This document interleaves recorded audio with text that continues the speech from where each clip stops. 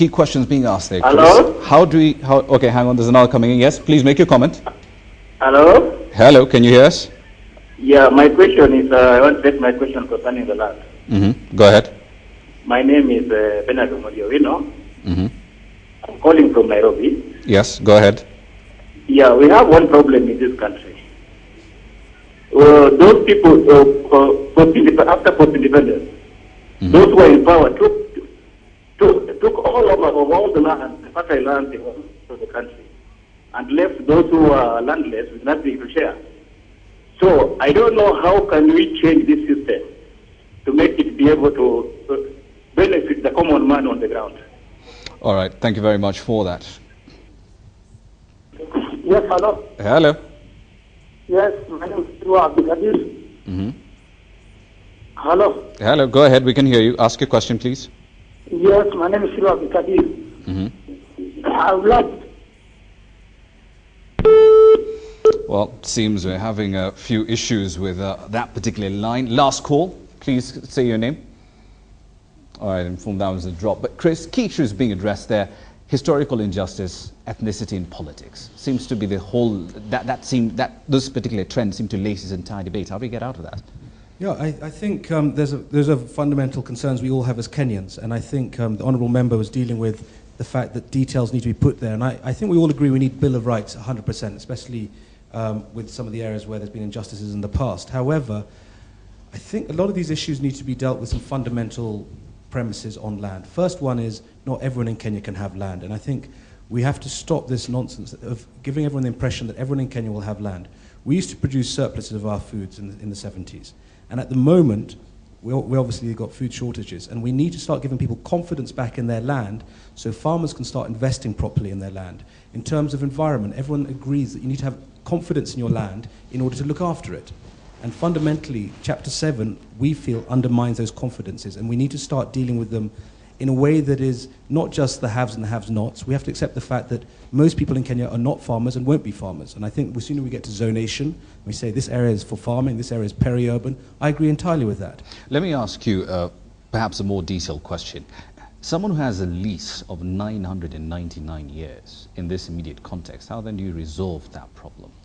I think there's a very simple principle there, which is we have freeholds all over the world, and there's this misconception which is touted around that freeholds are only unique to Kenya. All land in America is freehold land, period. Mm-hmm. And this idea that suddenly freehold is an indulgence of Kenya's is nonsense.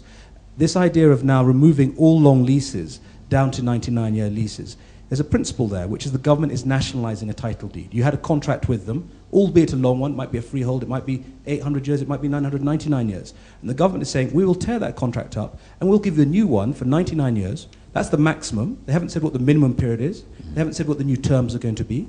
And they're not going to compensate you for that. That essentially is a breach of contract law, isn't it? It's a fundamental principle. If they can do that to land, why can't they do it to a factory? Why can't they do it to your house? Why can't they do it to any sector? And there's a fundamental principle that we need to deal with. And I think the issue there is land being used? I agree entirely that you should, if you have land, use it or lose it, 100%. But we have agricultural management orders. Those should be used. If you're not farming properly, lose that land. But it should be, the government should be giving incentives to people to use their land, not penalties or the threat of taking it away. Because we've seen in the past, governments can readily abuse those powers we give them to take land away. And I do not have confidence in any government so far to use that in a very equitable and impartial way. All right, hang on. Thank you very much. I think first, before we get into generalization of issues of ownership and issues of tenure, we need to ask ourselves, how do people own land in Kenya? Most of the people in the rural areas where land has been demarcated through adjudication have land in freehold titles forever. Yeah, you own forever. There's no time limit on it. Yes, forever. You can be inherited forever. And this is not being changed by the constitution or by the policy. Now you have another class of government land which is leased to people on either 99 years or 999 years, or even 45 years or 33 years, even in markets and county councils. Now you need to ask yourself, how did the 999 years or 9,999, because there are some like that, how did they arise? First, they were all 99 years when the colony, when the crown took over. But when Africans started agitating for freedom, people or the Europeans were scared, and they went rushing and they changed to make it 999, so that there is no time, or they extend the period of holding. Now, and those leases are about 1,000. When we talk 999, people think it is all land in Kenya. It's about 1,000 leases, not even more than that. So the question we need to ask, these 1,000 people, who are they? And where are these lands? Are they in towns? Are they in homes? And you notice that they are the ones who hold the huge tracts that are not developed. And the logic is, why do you hold this land that is not developed and you deny people and their squatters? The other understanding is that this land is still government land. It's not private land. Government has just allowed a private person to use it with terms and conditions. And we are saying some of the terms are not correct. It's peppercorn, meaning you will pay only when it's demanded, or you pay nothing. Yet a simple hawker in Nairobi town pays 200 shillings to go to Mudhurwa every day. But somebody is holding 1,000 acres and they pay 50 cents for a year. Is that justice? Let me just jump in at this particular point. I'm told we have more callers on the line. Could you please state your name and ask your question? Thank you. I have. Well, bit of a problem there. Lumumba, let's come to you. Yeah, I think we need always to be putting things in perspective. Mwenda has just said that there are about 1,999 year leases. He would have gone further to say, he said we should ask who owns that. 3/4 of those titles were originally given to settlers, people who now call themselves the residents of Kenya.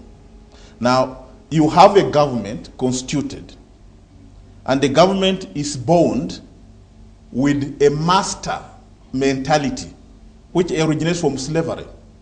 And you have a servitude, a slave, who you are saying, the master left us this with your chains, and we have the option to unchain you. And you are saying it's very comfortable to have those chains. After all, we can feed you in chains. We are basically saying that there's no government worth its weight anywhere in the world that has that abnormal, absurd arrangement. Nowhere, not even in America is quoting. Nowhere in the world. Where would a country that is so poor, like Kenya, afford this luxury of giving out such leases? Remember that if you give a lease, you are purport there's a landlord. This landlord is the government of Kenya. That's the government of Kenya, which is voted in by Kenyans, or its allegiance to residents who are citizens of other countries. God forbid, if there's any government that does that. Because what we are really pretending here is a question that begs, can a monkey make a decision of a forest? These are vested interests we are talking about. And definitely we must be able to say this, that we in Kenya, we must be very judicious enough to say what we are dealing with is not that we just came out of the blue and said, let's do reforms. No. We have a history. That history is more vivid when you go to the end of December 2007, the beginning of 2008, where the country was coming almost to nil. And under the negotiation, it was negotiated and things were put on table. One of the things, or a majority of things that are in there, they are tied to land one or the other.